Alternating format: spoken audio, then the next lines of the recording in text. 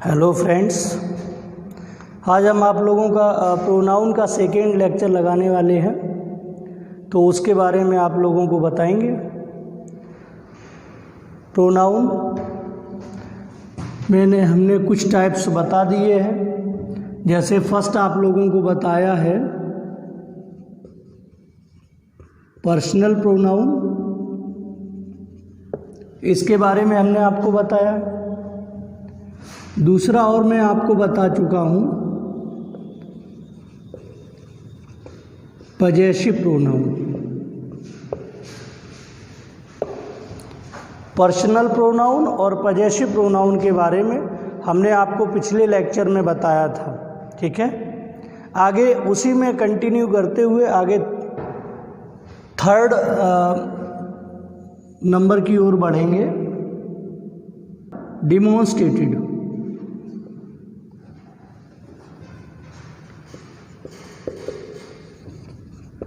Demonstrative pronoun. Demonstrative pronoun का means है, आप लोग जानते हो, संकेतवाचक सर्वनाम। क्या कहते हैं बच्चों? संकेतवाचक सर्वनाम। संकेत हम लोग जानते हैं, जब हम किसी को संकेत करते हैं, किसी चीज़ की ओर संकेत करते हैं, तो उसे हम लोग कहते हैं डिमॉन्स्ट्रेटिव प्रोनाउन, संकेतवाचक सर्वनाम। इसके अंतर्गत हम लोग रखते हैं दिस को और ले लेते हैं दैट को, दीज को, दोज को, सच एंड द सेम। क्या? The same. दिस आपका डिमॉन्स्ट्रेटिव प्रोनाउन है, दैट डिमॉन्स्ट्रेटिव प्रोनाउन है, दिस भी आपका डिमॉन्स्ट्रेटिव प्रोनाउन है, दोज भी आपका प्रोनाउन है, डिमॉन्स्ट्रेटिव प्रोनाउन है, सच और द सेम।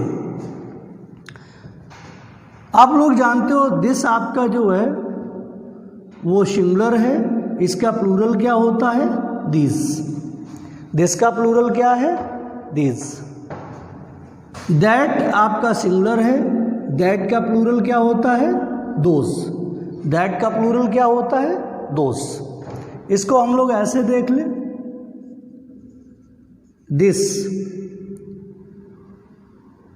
ये दिस जो है ये पर्सन के लिए भी आता है और थिंग के लिए आता है। ये पर्सन और थिंग दोनों के लिए यूज किया जाता है, ठीक है। ये नियर के लिए आता है। किसके लिए? नियर के लिए, ठीक है। और ये अर्थ में कैसा है? ये सिंगुलर। कैसा है? सिंगुलर प्रोनाउन है। जैसे हम लोग कह सकते हैं this is a cat. This is a cat. कैसा नाउन प्रोनाउन है? सिंगुलर प्रोनाउन है। सिंगुलर प्रोनाउन है तो वर्ब कैसी? सिंगुलर यूज करेंगे, ठीक। दैट के बारे में, दैट ये पर्सन और थिंग के लिए इसको भी यूज करते हैं। ये फार के लिए होता है, ठीक है।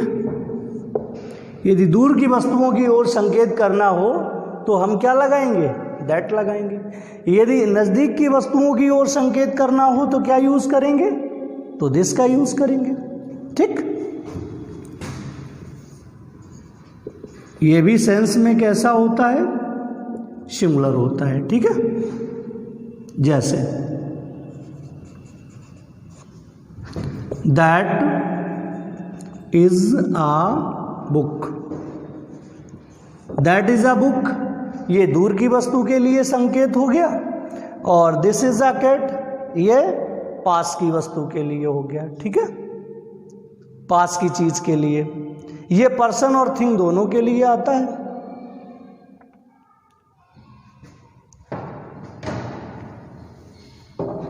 नेक्स्ट इसको ऊपर लिख लेते हैं थोड़ा सा।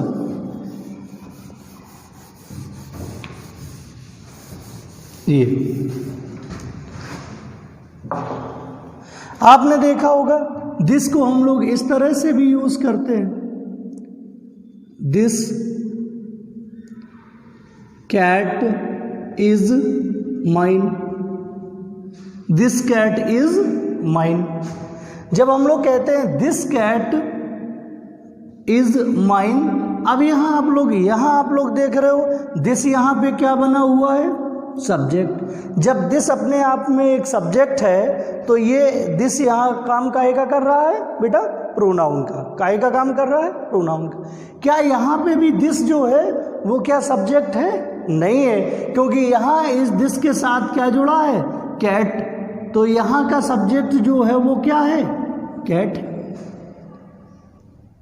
कैट एक नाउन है, आप लोग जानते हो, और नाउन और प्रोनाउन की विशेषता को बताने वाले वर्ड को हम क्या कहते हैं, एडजेक्टिव। तो यहाँ दिस कैट, इसका मीन्स ये जो दिस है ये यहाँ काहे का कार्य कर रहा है, एडजेक्टिव का। तो कहने का मीन्स ये है कि दिस एक प्रोनाउन भी है और दिस एक एडजेक्टिव भी है। जब दिस का प्रयोग किसी नाउन प्रोनाउन की विशेषता के लिए यूज किया जाए तो दिस एक एडजेक्टिव है। जब दिस खुद अपने आप में एक सब्जेक्ट के रूप में यूज हो तो दिस एक प्रोनाउन है, ठीक है। नाउन प्रोनाउन से पहले आ जाए तो दिस को हम क्या कहेंगे बेटा, एडजेक्टिव कहेंगे। जब दिस अपने आप में, दिस के बाद जब वर्ब लगी हो, दिस के बाद जब वर्ब लगी हो तो दिस एक क्या है, प्रोनाउन है। और जब दिस के बाद कोई नाउन लगा हुआ है, जब दिस के बाद कोई नाउन लगा हुआ है तो दिस क्या है, एडजेक्टिव है। तो इस प्रकार दिस एक एडजेक्टिव भी है और दिस एक प्रोनाउन भी है, ठीक है। ऐसे हम दैट के बारे में भी बात कर लेते हैं। जैसे इसको हम ऐसे लिख सकते हैं, दैट बुक इज माइन, ठीक। अब यहां आपने देखा यहां दैट जो है वो क्या है, सब्जेक्ट बना हुआ है। क्या यहां दैट सब्जेक्ट है, नहीं। यहां सेंटेंस का सब्जेक्ट क्या है, ये क्या है, बुक है, ये सब्जेक्ट है आपका। और ये बुक जो है वो क्या है, नाउन है। और नाउन से पहले जब दिस और दैट का यूज होता है तो दिस और दैट क्या होता है, एडजेक्टिव होता है। इसका मतलब कि जब दैट का प्रयोग सब्जेक्ट के रूप में किया जाए, उसके बाद हेल्पिंग वर्ब लगी हो तो दिस दैट एक प्रोनाउन है। लेकिन जब दैट के बाद कोई नाउन का यूज हो तो वहाँ दैट क्या है, एडजेक्टिव है, क्योंकि वहाँ वह उस नाउन की विशेषता को बता रहा होता है, इसलिए क्या होता है, एडजेक्टिव होता है। तो दिस एक एडजेक्टिव भी है और दिस एक प्रोनाउन भी है ना, इस तरह से।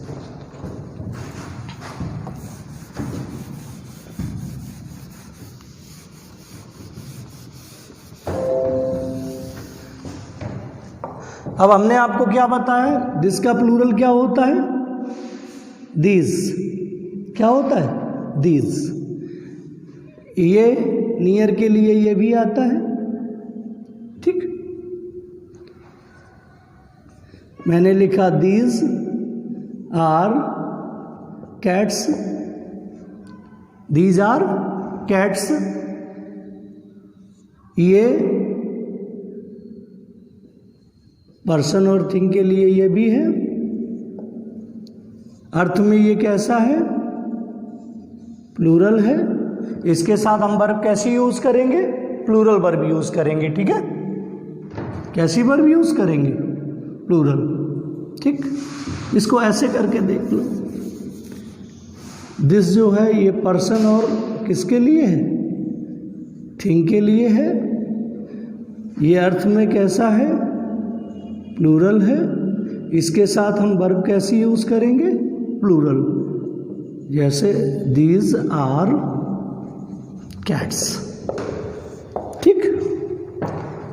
दीज आर कैट्स, दीज यहाँ क्या है, सब्जेक्ट है, क्योंकि इसके बाद वर्ब क्या लगा, वर्ब लगी हुई है। जब ये सब्जेक्ट है इसका मतलब जब दीज और दोज के बाद जब वर्ब लगी होती है तो दीज और दोज क्या होता है, सब्जेक्ट का कार्य करता है और क्या होता है, प्रोनाउन होता है, ठीक है। यदि इसी को आप ऐसे लिख दें, लिखा देखा, दीज कैट्स आर माइन।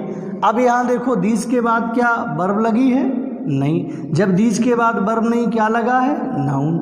जब दीज और दोज के बाद कोई नाउन लगा होता है तो दीज और दोज किसका कार्य करते हैं? एडजेक्टिव का। ठीक है, तो इस प्रकार से दीज आपका एक एडजेक्टिव भी है और दीज एक प्रोनाउन भी है। दीज एक प्रोनाउन भी है। दीज के बाद वर्ब लगी हो तो दीज एक प्रोनाउन है, और दीज के बाद कोई नाउन लगा हो तो वह उस नाउन की विशेषता को बता रहा होता है, तो उसको हम लोग क्या कहेंगे? एडजेक्टिव कहेंगे। क्या कहेंगे? एडजेक्टिव। ठीक है, इसी प्रकार दोज के बारे में समझ लेते हैं।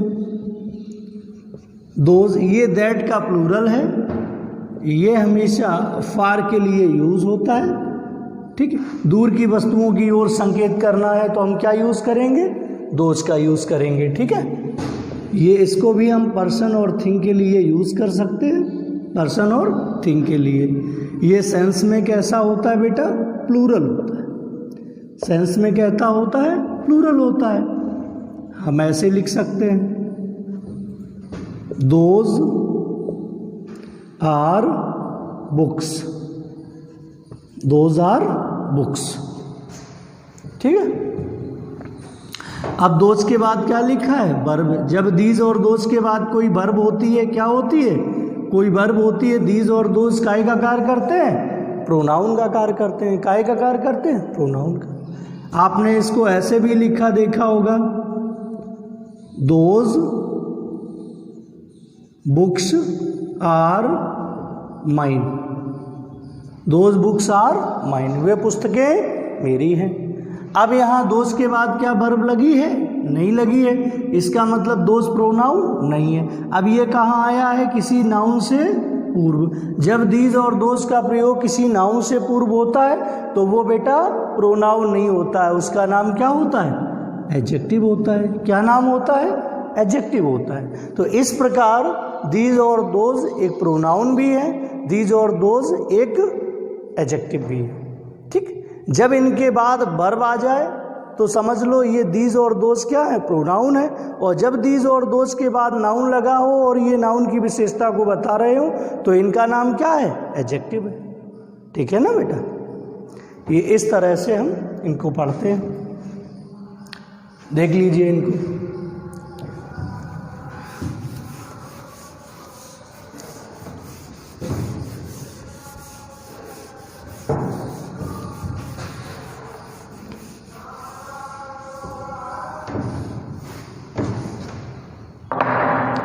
अब आपका एक और संकेतवाचक प्रोनाउन है सच। सच भी एक क्या है बेटा? प्रोनाउन है। ठीक है, जैसे हम लिखते हैं ये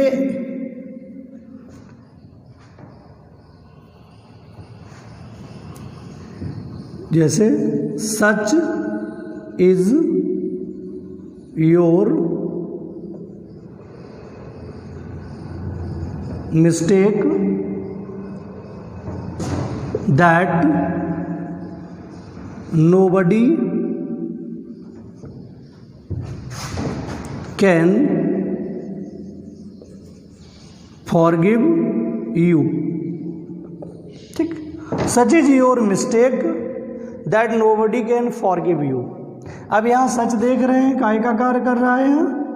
सब्जेक्ट का। मतलब सच के बाद क्या लिखी है? सच के बाद क्या लिखी है? वर्ब। जब वर्ब से पहले सच का यूज हो जाए तो सच को आप क्या कहेंगे? डिमॉन्स्ट्रेटिव प्रोनाउन कहेंगे। क्या कहेंगे? डिमॉन्स्ट्रेटिव प्रोनाउन कहेंगे। ठीक है, इसी बात को हम ऐसे भी नोट कर सकते हैं, इसी बात को हम ऐसे भी नोट कर सकते हैं। देखो, nobody can forgive you for such a mistake. इसी बात को हमने ऐसे लिखा, nobody can forgive you for such a mistake. अब देखिए इसमें सच कहाँ लगा हुआ है? ये सच के बाद क्या कोई वर्ब है? यहाँ देखो सच के बाद क्या है, वर्ब है। जब सच के बाद वर्ब लगी हो तो सच एक क्या होता है, प्रोनाउन होता है, डेमोन्स्ट्रेटिव प्रोनाउन होता है। लेकिन यहाँ क्या सच के बाद एक वर्ब है? देखो बेटा, क्या वर्ब है? नहीं है। जब सच के बाद कोई वर्ब नहीं है, क्या है, नाउन है। और नाउन की विशेषता को बताने वाला वर्ड क्या कहलाता है, एडजेक्टिव कहलाता है। तो यहाँ सच का नाम क्या है, सच क्या है, एडजेक्टिव है। तो कहने का मतलब ये हुआ कि सच एक प्रोनाउन भी है और सच एक एडजेक्टिव भी है। इसको आप एडजेक्टिव की तरह से भी यूज कर सकते हैं और इसको आप प्रोनाउन की तरह भी यूज कर सकते हैं। बट यही है कि जब इसके बाद सच के बाद आपको वर्ब मिल जाए तो समझ लो सच एक प्रोनाउन है, और जब सच के बाद कोई नाउन हो तो समझ लो वो उस नाउन की विशेषता को बता रहा है, तो उसका नाम क्या है, एडजेक्टिव है। ओके, इस प्रकार सच एक एडजेक्टिव भी है और सच एक प्रोनाउन भी है। ओके, आगे नेक्स्ट देखते हैं।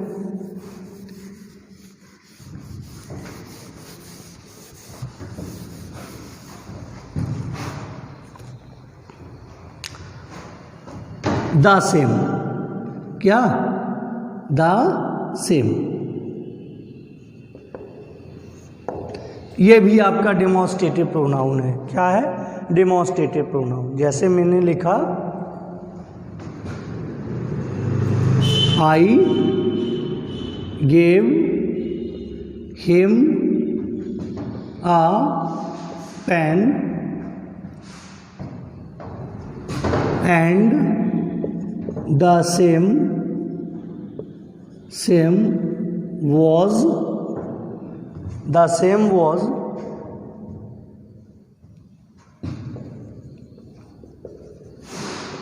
returned to me. I gave him a pen and the same was returned to me. अब यहां देख रहे हो आप, I gave him a pen and the same, किसके लिए ये सेम यूज हुआ है, किसके लिए, आ पेन के लिए। पेन यहाँ क्या है, नाउन है। नाउन के लिए, नाउन के स्थान पर जब हम किसी वर्ड को रखते हैं तो उसे क्या कहते हैं, प्रोनाउन। तो हमारा ये द सेम क्या हुआ, प्रोनाउन। ठीक है, और जब द सेम प्रोनाउन होगा तो उसके बाद आपको क्या मिलेगी, वर्ब। तो वर्ब भी मिल रही है, इसका मतलब यहाँ द सेम क्या है, प्रोनाउन है। ठीक है, लेकिन इस स्ट्रक्चर को हम लोग इस तरह से नहीं लिखते हैं। ठीक है, इसको हम लोग सही करके ऐसे लिखेंगे, I gave him a pen and, pen के लिए प्रोनाउन क्या यूज कर ले हम लोग, इट। तो द सेम की जगह हमने क्या यूज कर लिया, it. It was return to me. ठीक, ये सही है। इस तरह से एरर पूछा भी जाता है तो द सेम का यूज ना करके इसके स्थान पे हम लोग प्रोनाउन यूज कर लेते हैं। तो यहाँ द सेम किसके लिए बेटा लगा है, पेन के लिए। पेन का प्रोनाउन हम लोग क्या कहेंगे, इट। तो यहाँ हम लोग क्या यूज करेंगे, इट। इस प्रकार से द सेम का हम यूज प्रोनाउन की तरह करते हैं ना।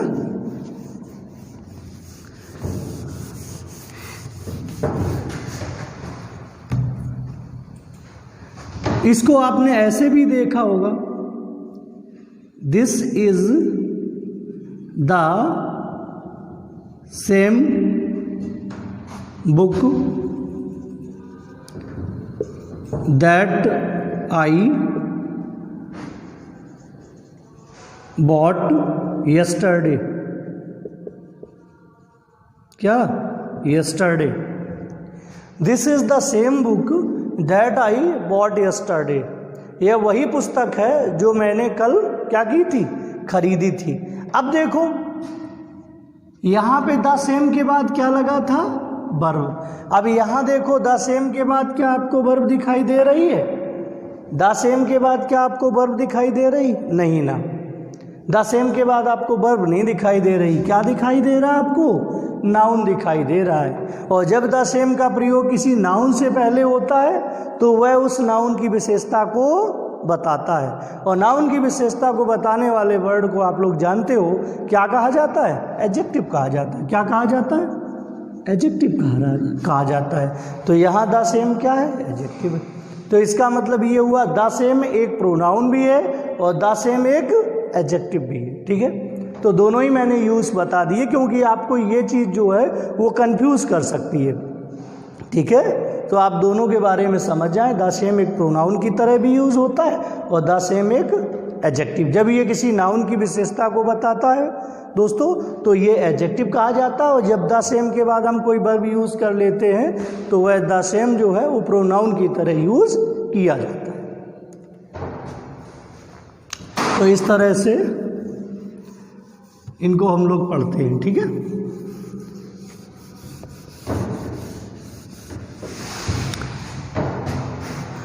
अगला प्रोनाउन चलते हैं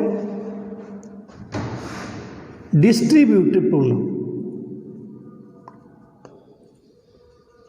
डिस्ट्रीब्यूटिव प्रोनाउन डिस्ट्रीब्यूटिव प्रोनाउन का मतलब होता है विभाग सूचक सर्वनाम। क्या? विभाग सूचक सर्वनाम। लिख भी देते हैं विभाग सूचक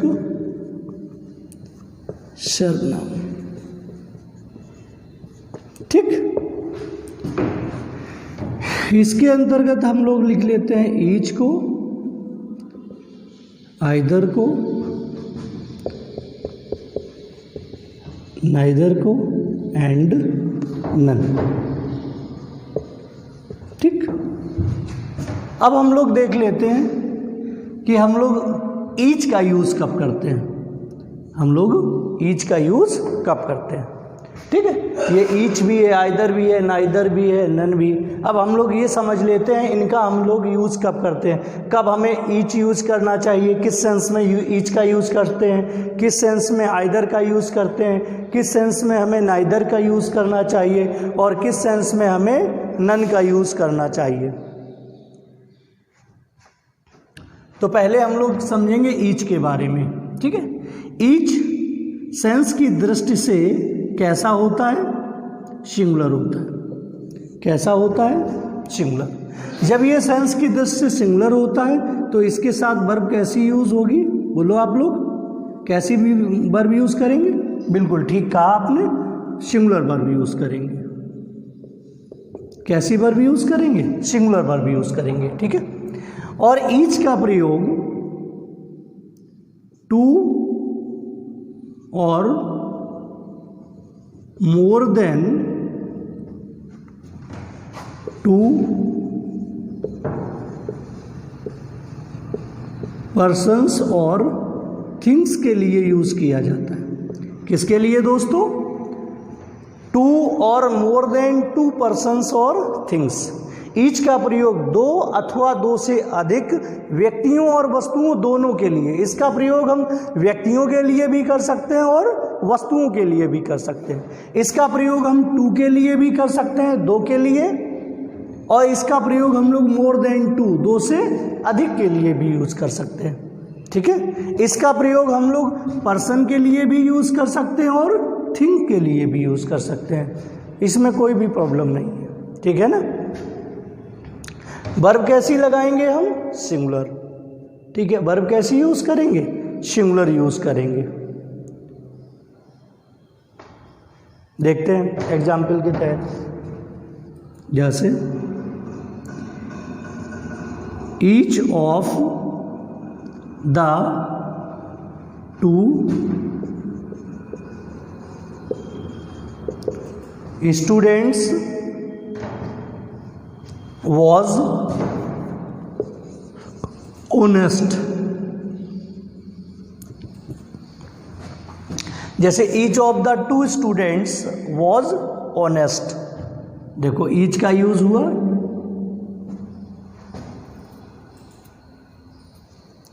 इसके बाद each के बाद देखो एक चीज और देख लो, each के बाद यदि कभी आपको ऑफ मिल जाता है तो आगे जो भी आपका नाउन या प्रोनाउन होगा वह हमेशा कैसा लिखा जाएगा, प्लूरल लिखा जाएगा। कैसा, प्लूरल। लेकिन हमने कहा वर्ब कैसी, सिंगुलर वर्ब, तो वर्ब कैसी लगाएंगे, सिंगुलर वर्ब यूज़ करेंगे। तो क्या लगाएंगे, वॉज। जबकि यहाँ दोस्तों देखो, देखने में लगता है जैसे हमने पढ़ा each of the two students was, जैसे ही हमने यहाँ वॉज को देखा और यहाँ हम देख रहे हैं टू स्टूडेंट्स, तो यहाँ देखने से लग रहा है जैसे ये प्लूरल है, और जब ये प्लूरल है तो यहाँ वर्ब कैसी होनी चाहिए, प्लूरल। लेकिन नहीं, क्योंकि यहाँ पे हमने क्या यूज़ किया है, ईच ऑफ यूज़ किया है। तो जब ईच लगा होता है सेंटेंस में, तो उसके बाद ईच के बाद और ऑफ लगा हो तो उसके बाद वाला नाउन हमेशा प्लूरल, बट वर्ब हमेशा सिंगुलर यूज़ की जाती है। बट वर्ब हमेशा सिंगुलर यूज़ की जाती है। ठीक है, अब हमने इसको ऐसे भी लिख दिया, दो से अधिक के लिए, each of the 3 students was honest। ठीक, अब यहाँ ईच का प्रयोग कितने लोगों के लिए है, 2 से अधिक लोगों के लिए है। तो इसका प्रयोग 2 से अधिक के लिए भी कर सकते हैं, 2 के लिए भी कर सकते हैं। ठीक है, इसके बाद जब भी ऑफ लगा होगा तो इसके बाद जो नाउन प्रोनाउन आता है वो हमेशा प्लूरल, बट वर्ब हमेशा क्या, सिंगुलर यूज़ करते हैं। वर्ब हमेशा सिंगुलर यूज़ करेंगे। जैसे और एग्जाम्पल देख लो, each of the boys, each of the boys has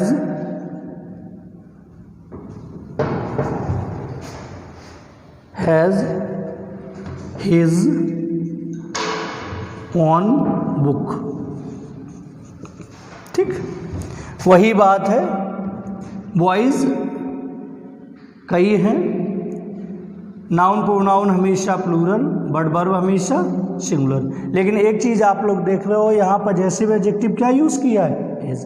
तो कभी भी सेंटेंस में जब ईच का यूज़ होगा तो आप पजेसिव एडजेक्टिव की यदि बात आ जाएगी, वर्ब तो आप लोग सीख गए कि वर्ब कैसी यूज़ करनी है, सिंगुलर। लेकिन कभी पजेसिव एडजेक्टिव की बात आएगी तो पजेसिव एडजेक्टिव हमेशा क्या यूज़ करेंगे, हिज का यूज़ करेंगे।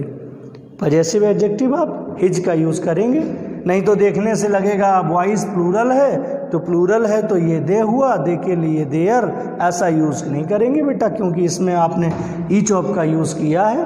तो इसके साथ पजेसिव एडजेक्टिव हमेशा हिज का यूज़ करेंगे। ठीक है, इस तरह से हम ईच को पढ़ लेते हैं। ठीक है,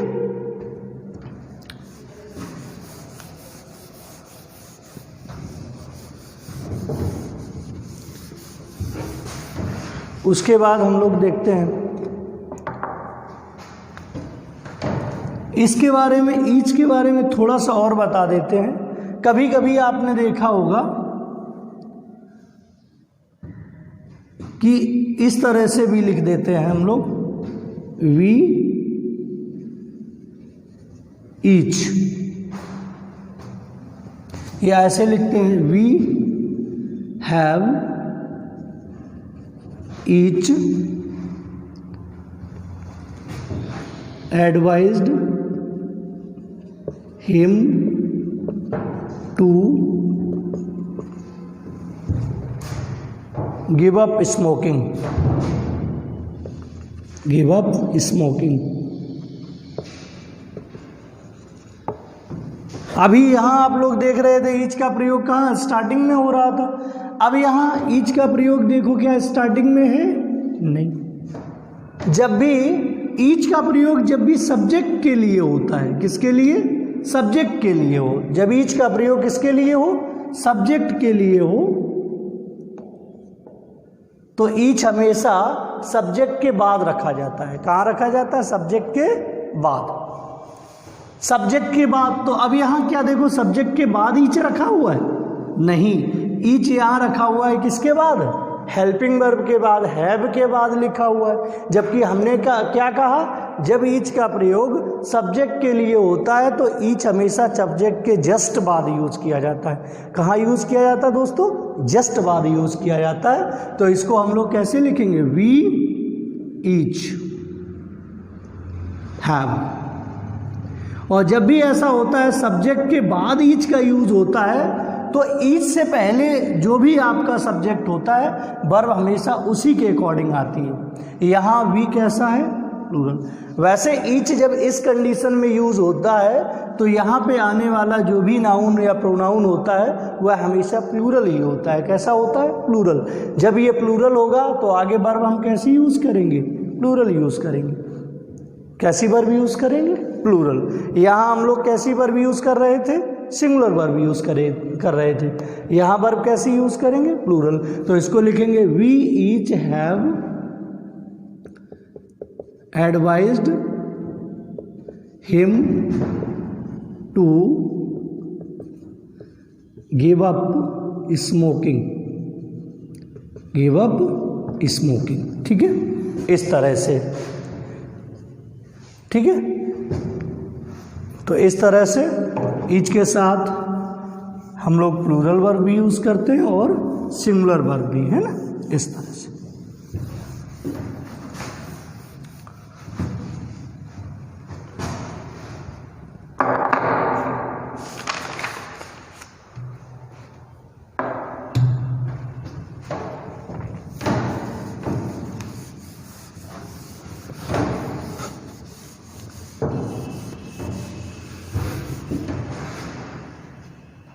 अगला है आपका आइदर। क्या? आइदर। ये आइदर जो है ये किस अर्थ में यूज होता है? ठीक है, इसको हम लोग ऐसे कह सकते हैं,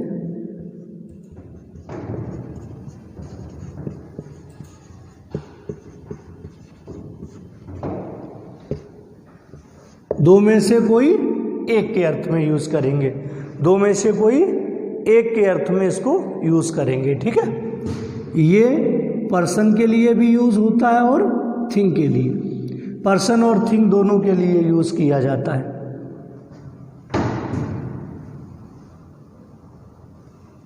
ठीक है,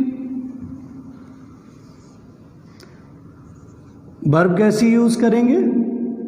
सिंगुलर वर्ब यूज करते हैं। कैसी वर्ब यूज करते हैं? सिंगुलर वर्ब यूज करेंगे। ठीक है, और इसके बाद जो भी नाउन और प्रोनाउन यूज होगा हमेशा कैसा बेटा? हमेशा कैसा? प्लूरल। कैसा यूज होगा? प्लूरल यूज होगा। तो क्या समझे? आइदर किस अर्थ में यूज होगा? दो में से कोई एक के अर्थ में यूज करेंगे इसको। दो में से कोई एक। ये पर्सन और थिंग दोनों के लिए यूज किया जा सकता है। वर्ब कैसी इसके साथ यूज करेंगे? सिंगुलर यूज करेंगे। नाउन और प्रोनाउन कैसा आएगा? तो नाउन अथवा प्रोनाउन हमेशा इसके बाद प्लूरल यूज करते हैं। बट वर्ब हमेशा कैसी यूज करते हैं? सिंगुलर वर्ब यूज करते हैं। ठीक है, ये पर्सन के लिए भी यूज हो जाता है और थिंग के लिए भी यूज हो जाता है। जैसे एग्जाम्पल में हम लोग देख लेते हैं, either of these two students is laborious. जैसे हमने लिखा either of these two students is laborious. ठीक है, तो इसका यूज दो में से कोई एक के अर्थ में यूज किया गया है। किसके लिए यूज हुआ है? ये पर्सन के लिए। किसके लिए यूज हुआ है? पर्सन के लिए यूज हुआ है। ठीक है, नेक्स्ट देखते हैं।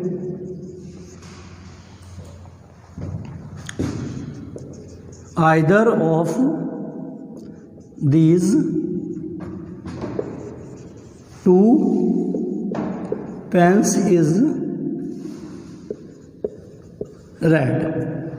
Either of these two pens is red, कितने के लिए? दो में से कोई एक के लिए। ये क्या है? क्या है बेटा? थिंग। तो इसका यूज हम पर्सन के लिए भी करते हैं और थिंग के भी लिए करते हैं, ठीक है। इनके बाद जो नाउन प्रोनाउन आता है हमेशा प्लूरल, बट हमने वर्ब कैसी बताई आपको? Singular verb. कैसी वर्ब है ये? सिंगुलर वर्ब है। कैसी वर्ब है ये? सिंगुलर वर्ब है। तो नाउन प्रोनाउन तो हमेशा इनके बाद प्लूरल आता है, बट वर्ब हमेशा आप कैसे यूज करते हैं? सिंगुलर वर्ब यूज करते हैं, ठीक है। एक बार फिर देख लेते हैं। आइदर का अर्थ क्या निकलता है? क्या होता है? दो में से कोई एक। ये पर्सन और थिंग दोनों के लिए यूज किया जाता है। इसके साथ हम वर्ब कैसे यूज करते हैं? सिंगुलर वर्ब यूज करते हैं। नाउन और प्रोनाउन हमेशा इसके बाद कैसा यूज करते हैं? प्लूरल यूज करते हैं, ठीक है ना। Either of these two pens is laborious, ठीक। नाउन कैसा? प्लूरल। वर्ब कैसी? सिंगुलर। यहां भी देखिए, either of these two pens is red. Noun कैसा? प्लूरल, ठीक है। और वर्ब कैसी? सिंगुलर।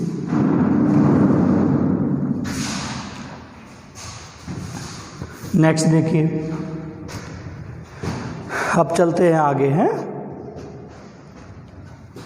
इसको आप लोग नोट कर लो।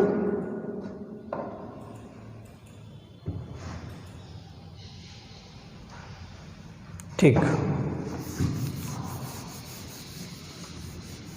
आप लोग इन चीज़ों को ध्यान से पढ़ो, क्योंकि ये एग्ज़ाम्स में पूछी जाती हैं, इम्पॉर्टेंट है, इसलिए ध्यान से इनको पढ़ो। और इन्हीं से छोटी छोटी चीज़ों से आगे बड़े कॉन्सेप्ट भी बनेंगे, इसलिए इन चीज़ों को ध्यान से देखो। आगे हम इन्हीं पे आधारित फिर अच्छे क्वेश्चंस भी डालेंगे। अब देख लेते हैं नाइदर। क्या? नाइदर। अर्थ में, अर्थ क्या है इसका? दो में से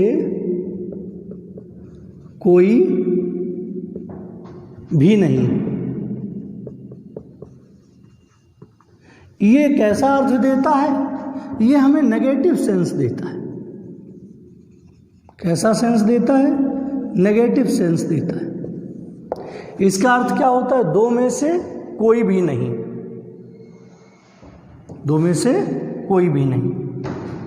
इसको हम लोग पर्सन और थिंग के लिए यूज करते हैं। इसके साथ वर्ब कैसी बेटा? सिंगुलर वर्ब यूज करते हैं। कैसी वर्ब? सिंगुलर वर्ब यूज करते हैं, ठीक है। नाउन, इसके बाद नाउन और प्रोनाउन हमेशा कैसा बेटा? बोलो कैसा? Yes, plural.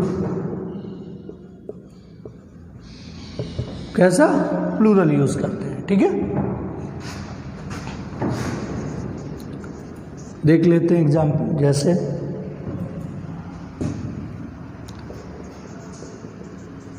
Neither of his to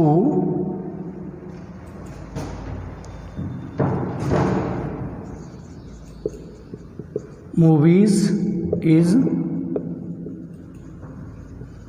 super hit. क्या? Super hit. Neither of his two movies is super hit. अब देखिए, नाइदर, इसके साथ क्या और जुड़ा है? ऑफ को और यूज किया गया। हमने क्या बताया? इनके बाद जो नाउन अथवा प्रोनाउन कैसा? प्लूरल। तो मूवीज यहाँ कैसा है? देखो, प्लूरल है। नाइदर दो में से कोई भी नहीं, या दो में से एक भी नहीं। कितने के लिए यूज होता है? दो। तो यहाँ थिंग्स कितनी है? टू है। तो इनका प्रयोग हम दो ही चीज़ों के लिए, दो पर्सन्स के लिए करते हैं, ठीक है। तो यहाँ क्या? टू। हमने कहा नाउन प्रोनाउन कैसा? प्लूरल। तो ये प्लूरल है। बट वर्ब कैसी यूज करनी है? सिंगुलर। तो इज यहाँ कैसा है? सिंगुलर, ठीक। नहीं तो हमें देखने में ऐसा लगता है मूवीज़ लिखा है यहाँ इज़ नहीं, क्या होना चाहिए, आर होना चाहिए, क्योंकि मूवीज़ प्लूरल है, तो हमारा ऐसा नहीं हम लोग करेंगे, ठीक है। तो इनके साथ जो नाउन प्रोनाउन आता है वो तो हमेशा प्लूरल होता है, बट वर्ब हम लोग जो यूज़ करते हैं वो हमेशा कैसे यूज़ करते हैं, सिंगुलर वर्ब यूज़ करते हैं, ठीक है। जैसे एक और एग्जाम्पल देख लो, neither of these two girls is active. Neither of these two girls is active. अब इसका यूज किसके लिए हुआ है, पर्सन के लिए हुआ है, किसके लिए, यहाँ किसके लिए यूज था, थिंग के लिए, यहाँ इसका यूज किसके लिए है, पर्सन के लिए है, किसके लिए, पर्सन के लिए, ठीक है। कैसा है ये, प्लूरल है, नाउन कैसा है, प्लूरल, बट वर्ब कैसी यूज करेंगे, सिंगुलर वर्ब यूज करेंगे। तो कहने का मतलब इनके बाद वाला नाउन प्रोनाउन जो होता है वो हमेशा प्लूरल आता है, बट वर्ब हम लोग कैसे यूज करते हैं, सिंगुलर वर्ब यूज करते हैं। इनका प्रयोग दो के लिए किया जाता है, कभी दो से अधिक व्यक्तियों या वस्तुओं के लिए इसका यूज नहीं होता है। यदि टू की जगह यदि हम 3 कर दें, 4 कर दें, 5 करें तो हम यहाँ नाइदर का यूज नहीं कर सकते, ठीक है। तो हम यहाँ नाइदर का यूज नहीं कर सकते, क्योंकि इसका प्रयोग कितने के लिए होता है, 2 के लिए होता है, कितने के लिए, 2 के लिए, ठीक है। इस तरह से हम नाइदर का यूज कर लेते हैं, ठीक। आगे देख लेते हैं, इसको आप लोग नोट कर लो, एक सेकेंड।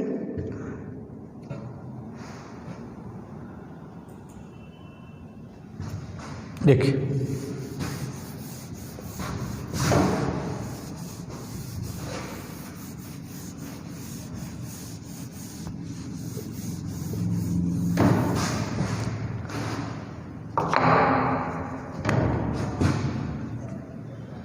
नेक्स्ट है आपका क्या, नन, क्या, नन।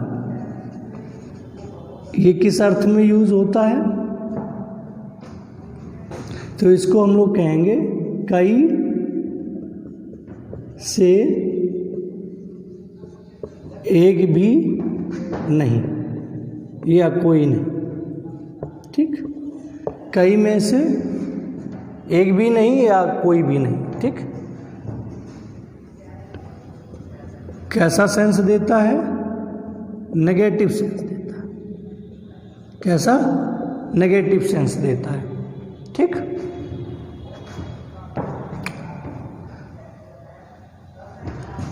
इसको भी हम लोग पर्सन और थिंग के लिए यूज कर सकते हैं, पर्सन और थिंग। वर्ब कैसी, इसके साथ भी हम, इसके साथ सिंगुलर अथवा प्लूरल वर्ब आती है, सिंगुलर अथवा प्लूरल वर्ब यूज करते हैं। मतलब कहने का इसके साथ सिंगुलर वर्ब भी आ सकती है और प्लूरल वर्ब भी आ सकती है, ठीक।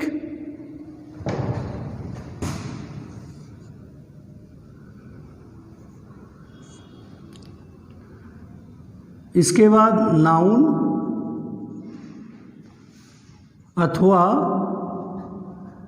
प्रोनाउन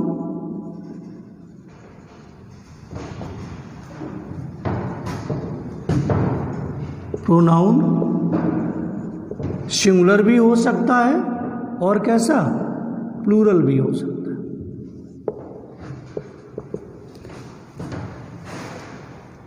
इसके बाद नाउन अथवा प्रोनाउन जो है वो कैसा, सिंगुलर भी हो सकता है और प्लूरल भी हो सकता है।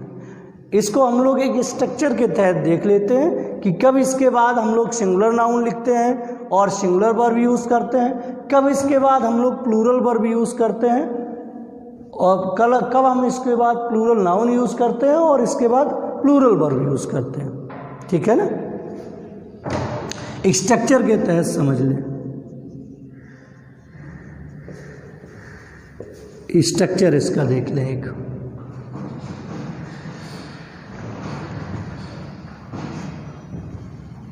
हमने लिखा none of plus PCN plural countable noun, plus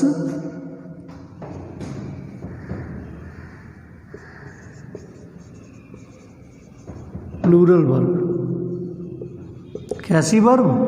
plural verb.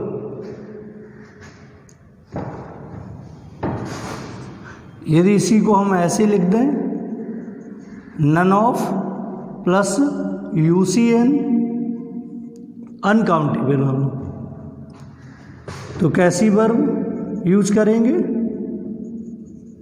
Singular verb use करेंगे। कैसी वर्ब? सिंगुलर वर्ब यूज करेंगे।